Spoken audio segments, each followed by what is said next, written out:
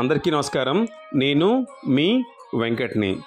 శ్రీ వైష్ణవులకి పంచరంగ ఆలయాలు ఎంతో ముఖ్యమైనవి. అలాంటి పంచరంగ ఆలయాల్లో మొదటిది ఆదిరంగ ఆలయం, శ్రీరంగపట్నం.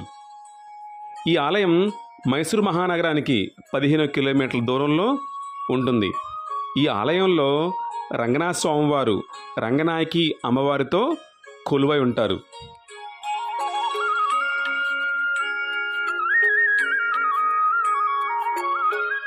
స్వామివారి దేవాలయం చాలా పురాతనమైనది. ఈ దేవాలయాన్ని 1984లో హొసలాయలు నిర్మించారు.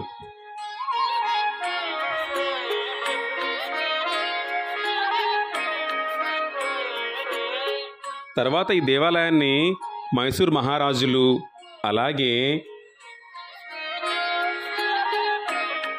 విజయనగర రాజులు, అలాగే ఈ మైసూరు పరిపాలించిన రాజులు ఎంతోమంది స్వామివారికి దేవాలయానికి చాలా హంగులు చేర్చారు.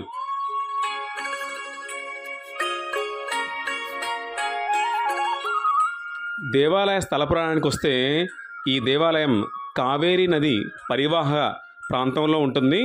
పూర్వం కావేరీ నదిలో స్నానం చేసిన భక్తులు వారి పాపాలను పోగొట్టుకొని పుణ్యాలను పొందేవారు. అలా కావేరీ నది భక్తుల పాపాలని మోస్తూ కుంగి కృషించిపోయేవారు. అప్పుడు అమ్మవారు స్వామివారి కోసం తపస్సు చేస్తే రంగనాథ స్వామివారు ఇక్కడ కొలువై ఉండి అమ్మవారిని, భక్తుల్ని అనుగ్రహిస్తారు.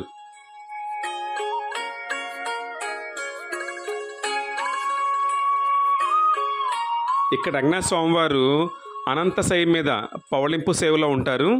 ఇది మనకున్న పంచరంగ ఆలయాల్లో మొదటిది ఆదిరంగ ఆలయం, శ్రీరంగపట్నం. రెండవది మధ్యరంగ శివ సముద్రంలో ఉంది. ఇది కూడా కర్ణాటకలో ఉంది.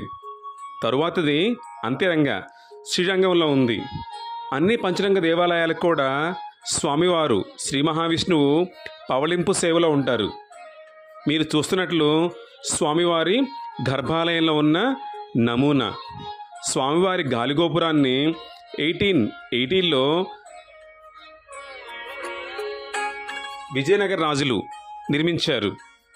స్వామివారు పవళింపు సేవలో ఉంటారు. స్వామివారి ఆలయంలోనే రంగనాయకి అమ్మవారి దేవాలయం కూడా ఉంటుంది. అమ్మవారు లక్ష్మీదేవి స్వరూపం, స్వామివారు నారాయణ స్వరూపం.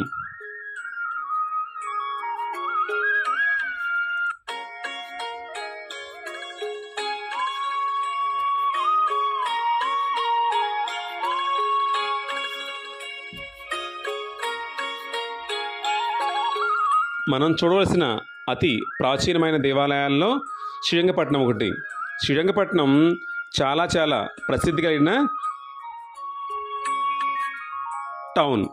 దీన్ని టిప్పు సుల్తాన్ పరిపాలనలో ఇంకొంచెం అభివృద్ధి చెందింది.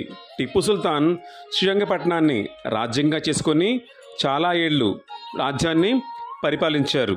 అప్పుడు స్వామివారికి విశేషమైన నగలు, అలాగే విశేషమైన ఆభరణాలు సమర్పించి స్వామివారి కృపకు పాత్రుడయ్యారు.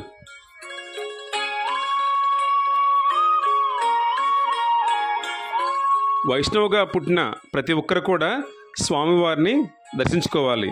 తప్పకుండా మీరు కూడా స్వామివారిని దర్శించుకుంటారు అనుకుంటున్నాను. Thank you.